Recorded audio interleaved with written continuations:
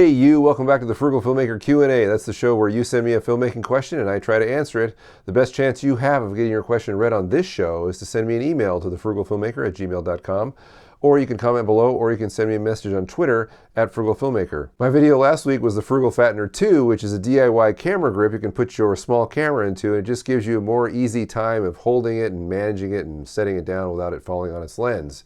Something I use all the time. So if you're interested or have a small camera, check out that video. Now this is Trivia Tuesday, the first Tuesday of the month where you test your knowledge of the Frugal Filmmaker, and at stake, a brand new prize. This is the BT168D battery tester. This is a battery tester that will test any barrel-shaped battery or button cell battery.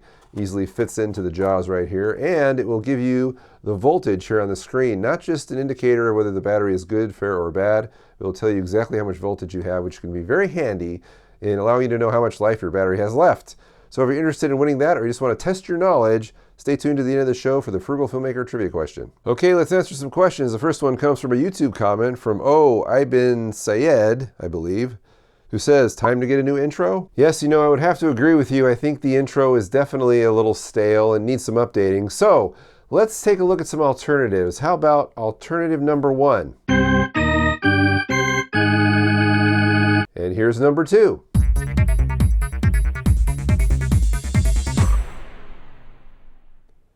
And finally, number 3. So if you don't mind taking a little time, please comment below and tell me which of the new intros you like the best, and we'll go with that one. Okay, on to email. Our first one is from Graydon Cochran, who says, in your last Q&A video, you were talking about DIY stuff you made. How about your Eventpod? Are you still using it?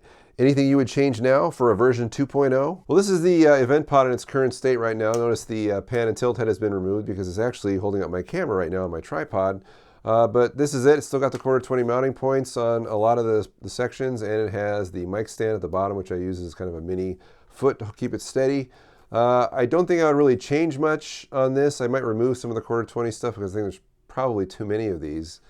And whether I am using it right now, I'm actually not using it a whole lot right now, because one issue I found that I had when I would use my camera on this was not with the Eventpod itself, but with my camera. I know I've told you some of this before, that when I use adapted lenses on my camera, because there's no stabilization in those lenses, I get a real fluttery image. But as a result of that fluttery image, I can't put it on a rig like this and use it, because I get an image that I feel isn't usable. It's just too obnoxious in its fluttering, so I don't like it. I have to be locked down on something really firm like a tripod. Now for stills, this is just fine. I have used this for stills, but I do tend to lean toward a smaller tripod versus this at the current moment, because that seems to meet my needs better, versus this, which is more of a run and gun type device. But I think that once I upgrade to a camera that allows me to use adapted lenses without all of that fluttering or rolling shutter issues, and I'll definitely go back to using something like this, and maybe I'll update it then when I'm using it more and know how I could improve it. Next up is Firmbee, who says, how would you recommend to mount an underwater camera while scuba diving to keep the camera steady? I'm using a modified monopod, which is okay at best. What would you recommend? What I would recommend, and what several people have told me they've actually used, is the original PVC stabilizer rig. For several reasons. You have 2 points of contact, which means you can hold it with 2 hands and keep it steady that way, and actually hold it that way while you're swimming. You could propel yourself forward with your flippers and still hold on to the rig without any problem. 2 hands will definitely keep you steadier than 1 hand, which is probably what you're doing with your monopod. It's also made out of plastic, which means that it won't be affected by the salt water or water in general. And it's also got a lot of holes in it, so the water can flow in and out of it, and it won't be bogged down or being made more heavy by water being inside of it. In theory, you could also cut some more holes in it also, or drill holes in it, and that should work as well. So that would be what I would recommend. I'd be curious to see if anyone out there has actually done any of this type of thing, underwater shooting, that they could help out Firmbee with. I would like to know as well, so if I was ever given the opportunity to shoot underwater, I would know which rig would work best, especially if it was an inexpensive one. Okay, David Ortiz writes and says, in this video they have the Area Alexa and a crazy robotic crane. I understand that because the robotic arm can be set to always make the exact same movement. You do the takes, say, 20 times, each time with a different situation or two, and then you can edit it together, and it still looks like a single shot because of the position of the crane.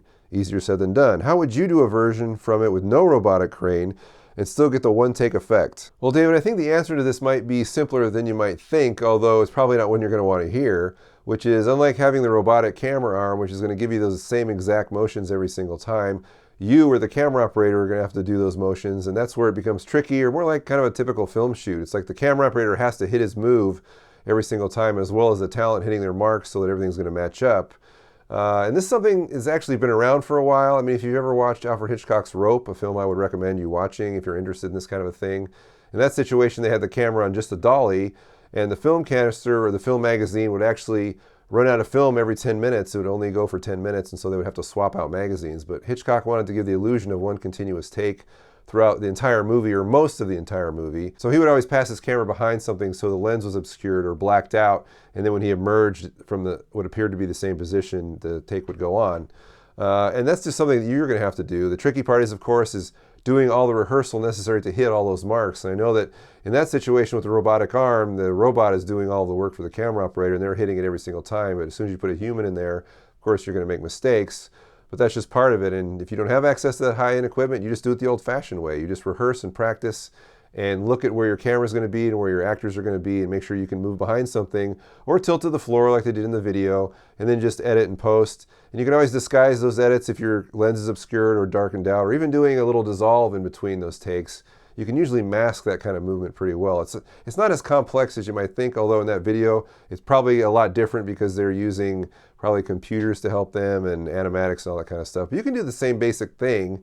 It's just going to be simpler in a more old school way. Finally, we have Tom Schmidt, who says, got a friend with a bar/lounge that is dark, and he wants some vids for Facebook and website. How would you keep the mood and texture and still bring up light to usable levels? Now, this is kind of a tricky question because I have not seen the bar/lounge you're talking about, so I'm just going to shoot from the hip here and say it all depends, of course, on how much of the bar you're actually seeing. You know, shot selection, if you want a wide shot and to see the whole bar and you want everything to be lit up or have that texture that you mentioned, you're going to have to do something in that entire shot, whether it's picking out certain spots that you want brighter than others. And then, of course, you probably don't have a gaffer with a grip truck with you or available to light the whole bar in this way. So if I had to do it and I needed a wide shot, which is the most complicated thing you'd have to do probably, is I would look at all the practical positions where all the actual light bulbs are and replace them with just brighter light bulbs. That should be able to bring things up.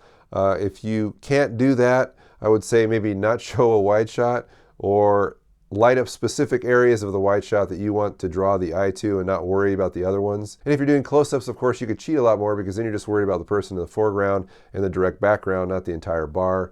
But that's definitely a challenge, especially if, like you say, it's really, really dark. You know, is the barkeep going to let you replace all those bulbs and brighten up his place? Because that's kind of the allure, I guess, of a bar, is that it's sort of maybe seedy. I don't know. It all depends on what you have available to you. But again, I think the simplest way is just to replace existing bulbs with brighter ones, and that's a good place to start. If anybody else watching this has some advice for Tom, please comment below. So it is Trivia Tuesday, where I test your knowledge of the Frugal Filmmaker, and up for grabs is the BT168D. It's a battery tester that displays the voltage on the outside, very handy in the field. And because we're giving away a battery tester, I thought I would have a battery-themed question, which is, of all my DIY projects, what is the one specific battery that I'm constantly building things around? I powered my camera with it externally. I've also powered my monitor with it. And I've also reviewed a battery charger made for this specific battery. So give me the model number of the battery via email. The first one to do so and is correct will win the BT168D. So good luck. And that's all the letters we have this week. I'd like to thank everyone who wrote in. Great letters as always. Please keep them coming. And if you've got a question you'd like to ask me, please send me an email to thefrugalfilmmaker@gmail.com. That's your best chance you have of getting it read on the show, or you can comment below, or you can leave me a message on Twitter @FrugalFilmmaker. Now this Friday we'll have another Frugal Filmmaker video, and then next Tuesday another Q&A. So we'll see you then. Bye-bye.